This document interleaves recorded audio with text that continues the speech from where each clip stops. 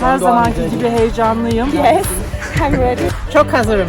Düşsem de kalkıp devam Gabriel Jouet. First time skiing in Uludag. Really?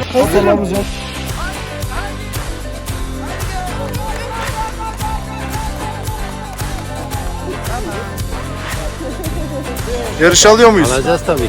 I'm ready. Harika. O kadar güzel bir yarış. Tüm kayak merkezlerinin Uludağ'da da ağırladık. Çok mutlu bir olay bizler için.